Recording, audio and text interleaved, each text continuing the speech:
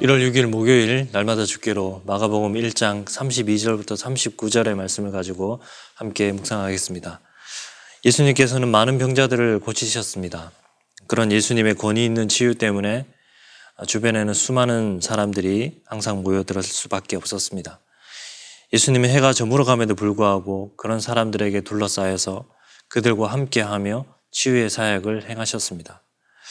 그런데 그 중에서 예수님께서 단호히 거부하시고 또 가까이 오지 못하게 하는 자가 있었는데 그것은 바로 귀신이었습니다. 본문에서는 많은 귀신을 내쫓았다라고 말하고 있으며 더군다나 그 귀신이 말하는 것을 허락하지 않으셨습니다. 1번 질문이죠. 귀신을 내쫓으시는 예수님께서 귀신들에게 허락하지 않으신 것은 무엇입니까? 34절 중에 보면 많은 귀신을 내쫓으시되 귀신이 자기를 알므로 그 말하는 것을 허락하지 아니하시리라. 예수님은 귀신의 말로 인해서 사람들에게 그릇된 오해를 불러일으키기를 원치 않으셨습니다. 귀신도 예수님이 누구인지 알고 있습니다. 귀신도 예수님이 하나님의 아들이라는 그 고백을 할 수 있습니다.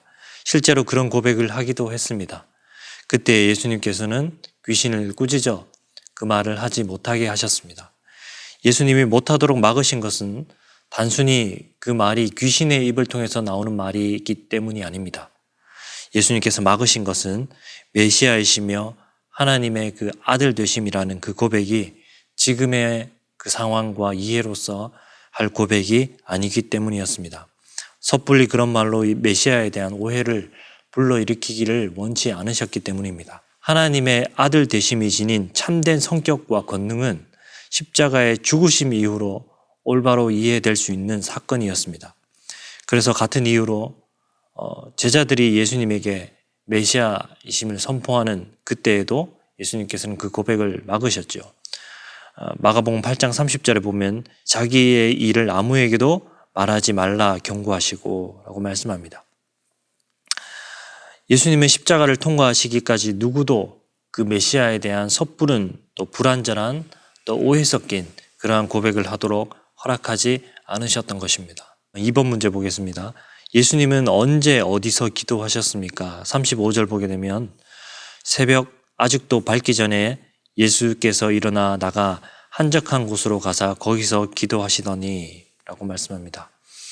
예수님은 많은 병자들을 고치시는 중에도 또 사역이 한창임에도 불구하고 시간을 내어서 한적한 곳에 가셔서 기도를 하셨습니다.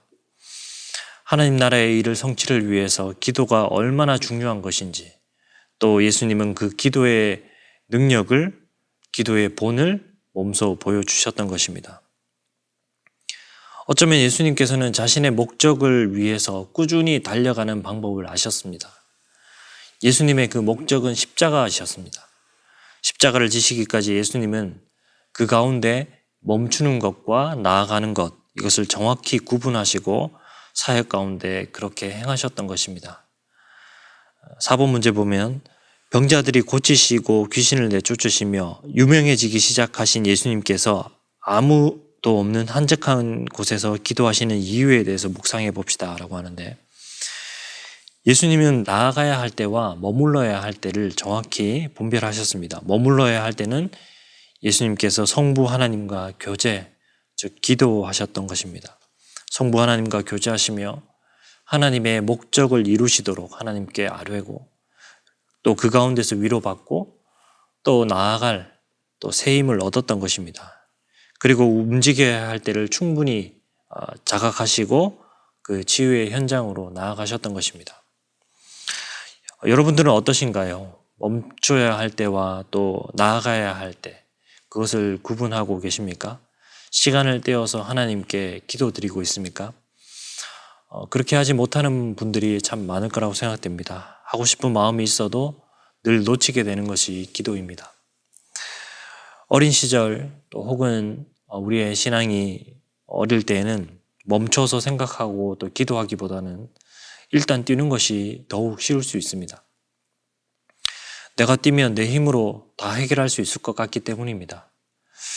그러다 안 되면 이제 그때부터 기도하기 시작하죠. 그러나 더 연수가 더해지고 더 우리가 더 지혜롭게 되면 행동보다 기도가 먼저임을 점점 깨닫게 됩니다. 내가 하는 일보다 하나님께서 하시는 일이 훨씬 더 많다는 것을 알고 있기 때문입니다. 이것을 아는 사람은 그 멈추어야 되는 그 가치, 그 기도의 가치를 알고 예수님처럼 또 새벽에 기도의 자리에 나올 수밖에 없는 것입니다. 예수님께서는 그 멈추어야 할 때와 나아가야 할 때를 정확히 아셨고 그렇게 십자가의 목적을 이루시기까지 그렇게 살아가셨습니다. 우리도 예수님처럼 기도하면서 일해야 됩니다. 또 기도하고 일해야 됩니다. 멈춤이 정확히 구분되는 그런 기도의 삶으로 주신 은혜의 사명을 잘 감당할 수 있기를 소망합니다.